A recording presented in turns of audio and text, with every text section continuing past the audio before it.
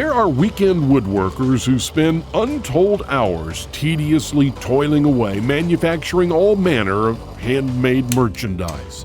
Case in point, Dr. John Vardaman, professional physician and amateur woodworker.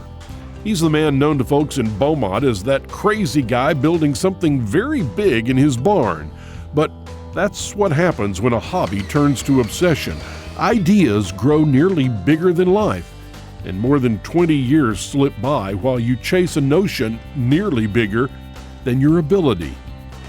More than a quarter of a century ago, Dr. John Vardaman set out to do the seemingly impossible, to build a 42-foot schooner all by himself. In the 40 or so years since John started building wooden toys, he's always dreamed of building something big, something significant and useful. A toy maybe, but a grown-up's toy.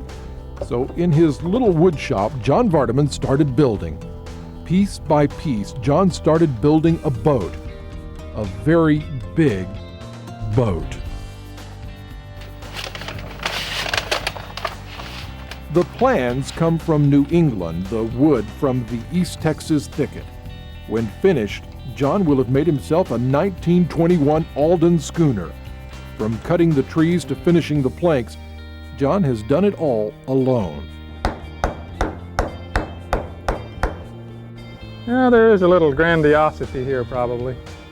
I knew what size boat I wanted and this was it.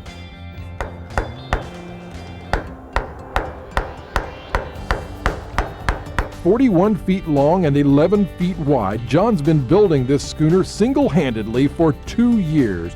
But John doesn't care one bit about finishing this vessel fast or efficiently. Well, a deadline is something that I don't need.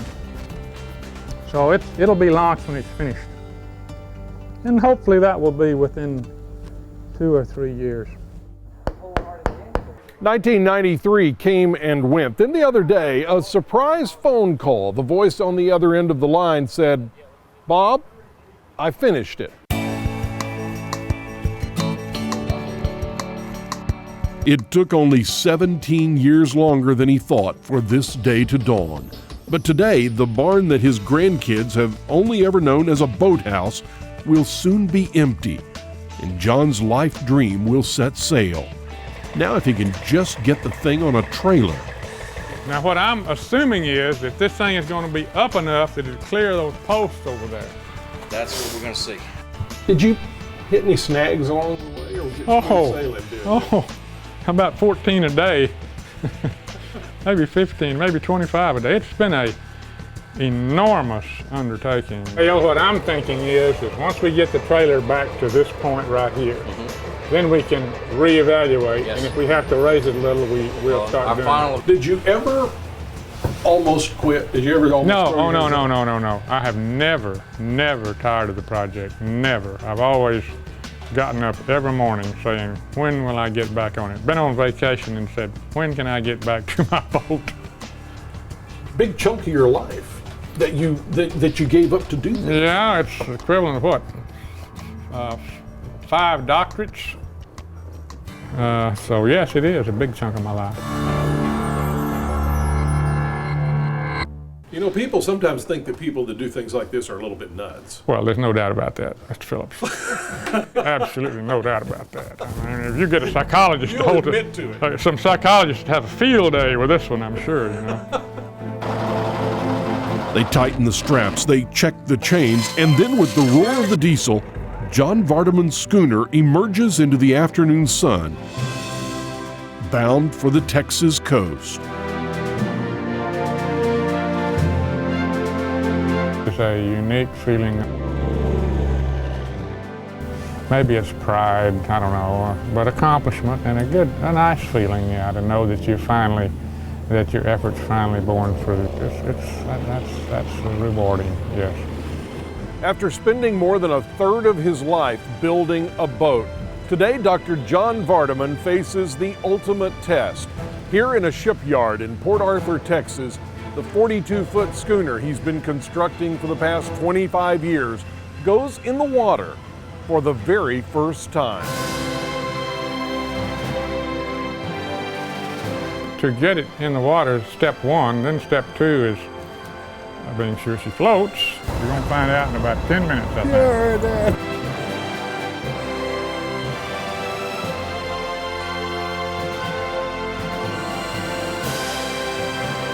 She's floating and she's absolutely beautiful, and we're going to put the mast in a little while. And It had all gone like clockwork. The schooner made the trip in one piece and was now floating in the Port Arthur ship channel. Adding the mast and the rigging were the final steps before his project was finished. But then he took one step he wishes he hadn't. And later that day, we were waiting for the crane to pick up the mast, and ships and barges would come by and they'd rock the boat. So at that point of the day, I was beyond exhaustion. And without thinking, I stuck my foot up there. Well, right at that moment, a little rogue wave popped the sheer of the boat into the metal pier. And unfortunately, my foot was between the sheer of the boat and the metal dock. Well, that was the end of my foot.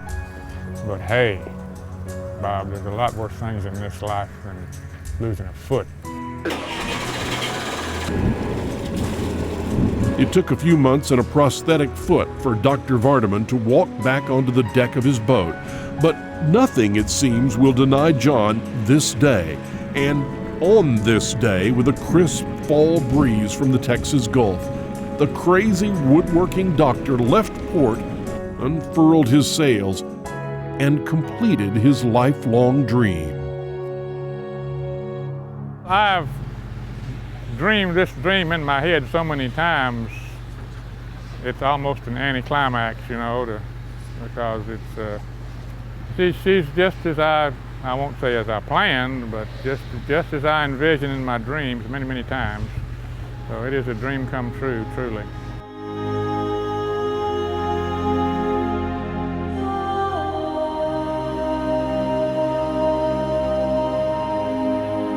You just savor the moment. This is a perfect sailing day. We've got about 12 to 13 knots of wind. It's not real hot. It's a perfect sailing day.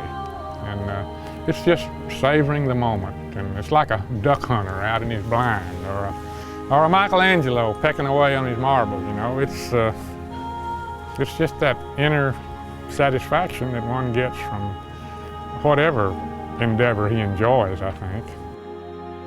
For centuries, writers and poets have tried to put words to the human experience of billowing sails on open water. Dr. John Vardaman says there really are no words to describe this experience, especially when it's coupled with the knowing that this vessel, the Bradner Rose, was created with his own hands. The work is over, but the adventure has just begun.